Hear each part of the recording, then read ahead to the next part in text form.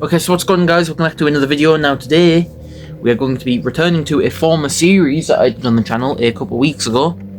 That series being how good are Five Nights at Freddy's games on Nintendo Switch 2. In that first video we discovered the first 3 FNAF games: Ultimate Custom Night, Help Wanted, Curse of Dreadbear, Security Breach, Ruin, Help Wanted 2, Into the Pit, and that's all of them. But there was one key game that you may have noticed wasn't in there, all the games I just said there, and that game being FNAF Secret of the Mimic. The newest game in FNAF, probably one of the best games as well, one of my favourites definitely, because we've got the funny Mimic, man. And I also got it on my Switch. I've beaten the game, there's a playthrough of that on my channel if you want to go have a watch of it. And we're going to review it on the Nintendo Switch 2, which is on my TV, right there. You can see that behind me. So if you don't know what the Nintendo Switch 2 is, let me introduce you to it. Okay, alrighty then, let's go. So, this is a Nintendo Switch 2. Currently, I have it connected to my TV. There are many different games you can get on this. You can get things such as Undertale, Super Smash Bros. Ultimate, you know, Mario Kart if you fancy racing, Super Mario Galaxy, and hey, you can even get Security Breach and Help Wanted if you want to do that. And I mean, hey, it's a whole ton of fun. You can even play as... If you didn't hear that, it was Steve from Minecraft. But the problem is, we're not here for Super Smash Bros. Ultimate, Undertale, Security Breach, Mario Kart World, or Super Mario Galaxy, or Help Wanted, because we're here for Five Nights at Freddy's Secret of the Mimic on Nintendo Switch 2, that is right. We are going to be reviewing the game right now.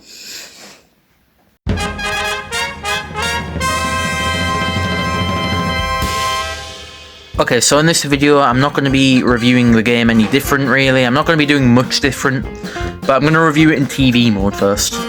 In the last video we just did a whole bunch of games, which I liked. I've honestly loved playing on this thing, so it's not a surprise. I have pretty much got Secret of the Mimic 2 days ago, and it is shot up the playtime list. Also, nothing to do with Secret of the Mimic, but if you go to settings, Ross W73's page, if you go to your page, that King DDD by the way, you will see I have played Super Smash Bros. Ultimate for 25 plus hours already. I don't know how I've done it, but I have. Yeah, it's my most played game, as you can tell. My second most played game is Super Mario Odyssey, and that only has 15 hours. It doesn't matter though, I've already beaten that, so it's not going to be there for much longer.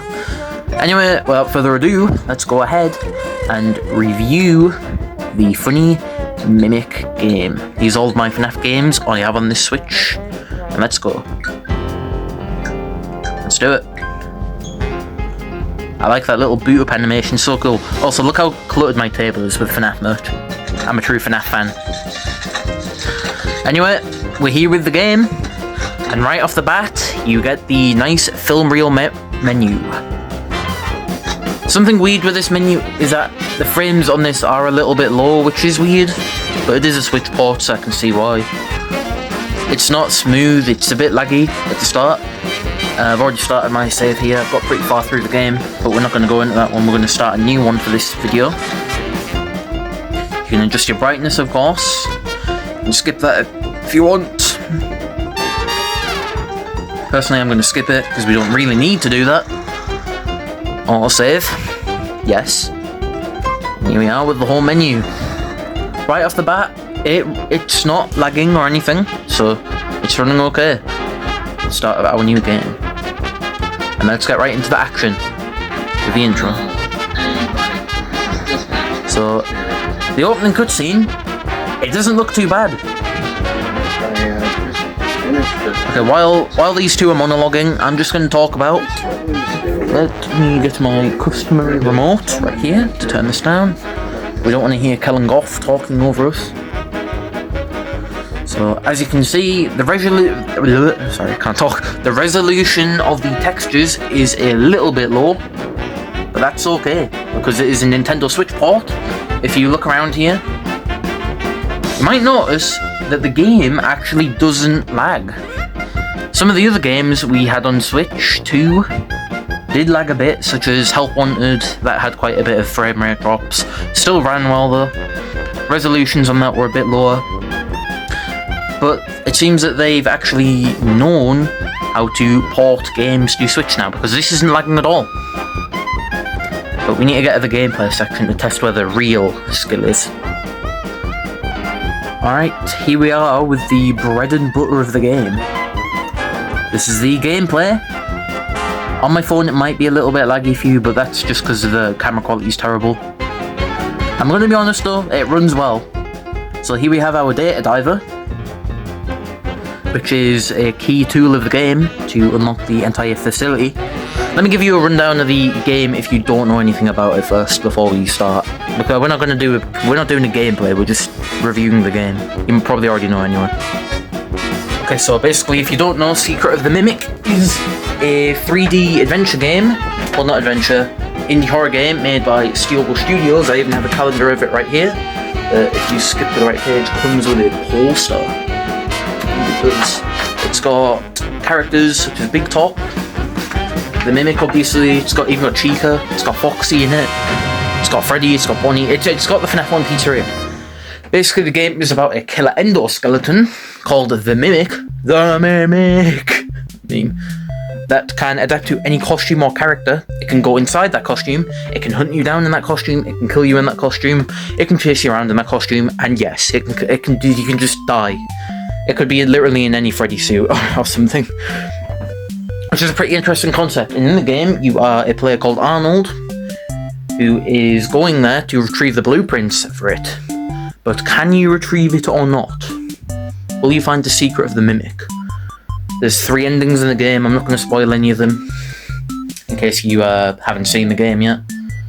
But there's some cool chase sequences in it, and I like the game. The mechanics are fun, it's engaging, it's decent, it's one of my favourites.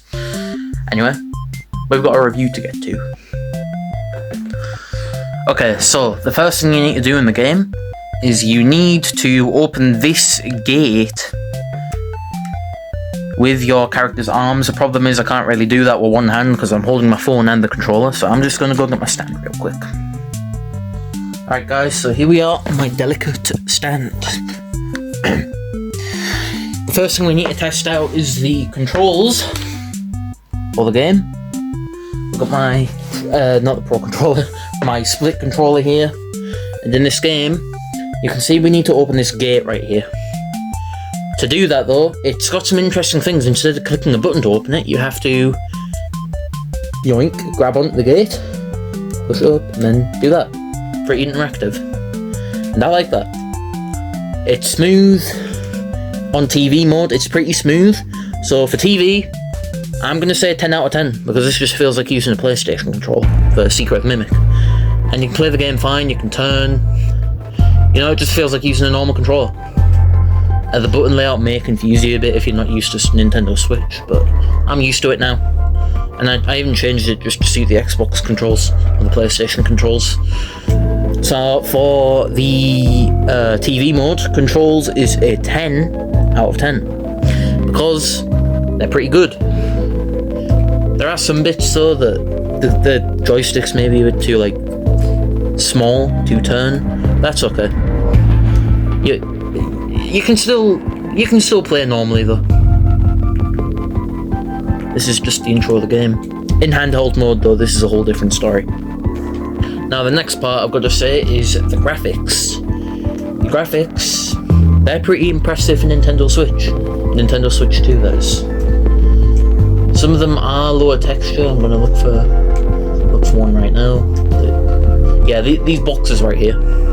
I don't know if you can see it, but these boxes have they're pixelated a little bit. Yeah. Maybe you a bit closer to the TV. Just make sure my phone doesn't fall. Yeah, that's the closest you can go. Doesn't matter actually. Can't put it any closer or it'll fall and break. There we go. Yeah. The resolution. The resolution is pretty good though. I've had no problems with it so far. But I have had a couple problems in my main playthrough. My game, in the main playthrough, it crashed twice. And I lost a bit of progress and I had to start my save again. Not the whole game. I just mean the freaking part I was doing, but it's okay. It's okay, it's fine. It pretty much just came out anyway. So I'm gonna have to say resolution and performance is a 7 out of 10. I'm not gonna say the other number. 7 out of 10. The resolution is a little bit annoying, but it's to be dealt with. It's a handheld. It's literally being powered from a handheld. I mean, come on. The performance is good. It runs fine. It doesn't lag at all. There might be a lag spike or two when there's like big chases and stuff, like big top. That's all I've noticed. I haven't really noticed them any. So let's move on to our next part. The overall rating. Okay. So for me, on TV mode, I'm going to have to rate the game a pretty solid rating. It's going to be more than 5, definitely. Okay, combined with the controls, which was a 10 out of 10, they're perfect. And a 7 out of 10 for performance. And the resolution, I'm going to give the game a solid 8 well, no, wait, no. I can go higher than that. I'll say, 9.5 out of 10. Because the resolution, it isn't that noticeable. The frame rate barely dips. The glitches though, however, do take it down quite a bit. I'm actually gonna take it down to 9.2 because the game crashed twice. But yeah, it's to be expected. I mean, I don't know. There's just bugs in this port because I mean they just released the game like half a year ago. Overall though, it's an enjoyable experience on Nintendo Switch too. 9.2 out of 10 for TV mode. Now let's go ahead and switch, see what I did there, to handheld mode. That joke wasn't funny, was it? Hey, but seriously, let's go. So, you might not have noticed, but down... Wait, no, you can't see my hand.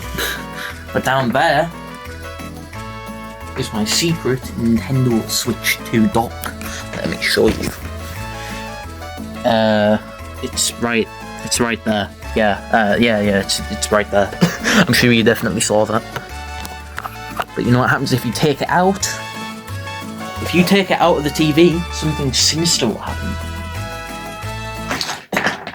Uh-oh, I just deleted my entire save file. There we go. And if you take the controllers, oh look, it's an iPad. If you take these controllers here, take them off, you can actually connect them to your tablet. See if I can do it. You can connect it to your tablet and you will get a pop-up message asking you if you want to do that, which you can. You press a confirm button. I just accidentally exited the game, my bad. Whoops, things have gone wrong. But here we are. We are officially in Secret of the Mimic handheld mode. Now this is your go-to way of playing the game on the go. Basically, this is for you to play when you're on the bus. This is how I mainly play the game, but I'm going to switch to docked mode, obviously. It's got a little kickstand on the back, in case you want to play like that. Let's go ahead and review the game. Okay guys, so this is handheld mode. Five Nights at Freddy's Secret of the Mimic. This is just going to be a quick review because there isn't really that many noticeable differences with this. The resolution and graphics actually look better. They actually look better in handheld. I'm not gonna lie. Because it's on a smaller screen, so if you zoom them in, they just become pixelated and blurry, which is annoying. So for the resolution, it's already going to be upgraded. I think I put it on a 7 out of 10 last time, didn't I? This time, it's going to be a 7.6 out of 10. Not because of the meme, don't you dare. It's not because of the meme, because it's actually good. The glitches still bring it down though, they're still there. Yeah, they're just still there. And officially, we have made it to the welcome show section, which is probably one of the best parts of the game, because it's so cool. But we're not here for that. the controls, they're good. They're also still good, but in handheld mode, they are difficult to use. I mean, because you have to literally reach to the other side, which is alright. See, it's harder to, like, multitask. It's kind of hard to multitask. Like, if you're trying to interact with stuff, it's okay. It still works. I'm used to them by now. But if you're new to the game, then you got to expect that the controls will take some getting used to. They're worse than the perfect 10 out of 10 docked controls. Because of that. There's Mrs. Helpful right there. Also, Mr. Hippo is in the game. For controls, I'm going to have to say a solid 6 out of 10. They're still... No. Yeah, 6 out of 10. They're still good. Actually, no, wait. I think that's a bit too harsh. I'll say 7 out of 10. I just farted. 7. So, we got a 7 out of 10. And we got a 8. No, we got a 7 out of 10. We got a 7.6 out of 10. But it's not as good as docked mode. But there is something that does boost the rating a little for me. It's the playability. You don't need internet to play this outside. So as long as you're charged, you're good to go. You can play this on the bus without internet, instead of playing mobile games that are probably boring as hell. You see, this is another example of the difficult controls, but I can do it easily now. I'm pretty much a pro at doing it. I'm actually going to bump it up to a 7.9. Yeah. 7.9 for other people, because to me it's a 10 out of 10, since, you know, I'm used to the controls now. But the game will crash. It will crash at least once. It literally will. It's unavoidable. It happened to me twice. I can't remember, though, whether if you can make it happen on purpose. Because there was a loading screen here, and then I went to the security section to refill the power, and it just kind of crashed. It said the software had a bug. I might have a photo in my album. Don't quote me on it, though. Nope, just a whole bunch of other stuff. But look at this, so you got to admit this is pretty cool. Anyway, for handheld mode, it is a 7.9 out of 10. Because you can go outside, sit under a tree for 2 hours, maybe a bit more, depending on how much battery you have. And you can play Secret of the Mimic wherever you want. Doesn't matter if you're in Antarctica, you're in Australia, sure, go sat in the middle of the ocean on a boat, play it. It's a good way to play. I would honestly recommend it. Just like the other FNAF games, they're always good in handheld. They're not unplayable. Switch 1 version I haven't heard really good things about. Apparently it's broken compared to this one. For me, it's doing okay though. Just like the other ones, I do like the game. And the actual game itself, like what's in the game, it's actually good. It's better than what other people thought of FNAF. But I like every FNAF game because I'm a simple guy. I like FNAF. If I see FNAF, I just like it, okay? Anyway, with that, I'm going to get in the security office and I'm going to end the video. And that's mainly because it's probably getting too long. But anyway, with that, we have officially reviewed FNAF Secret of the Mimic on Nintendo Switch 2. Docked mode, 100%. Go ahead and play it in docked mode. Or if you like to save it for when you don't want to be bored on the bus, then you've got a handheld right here, waiting for you to play.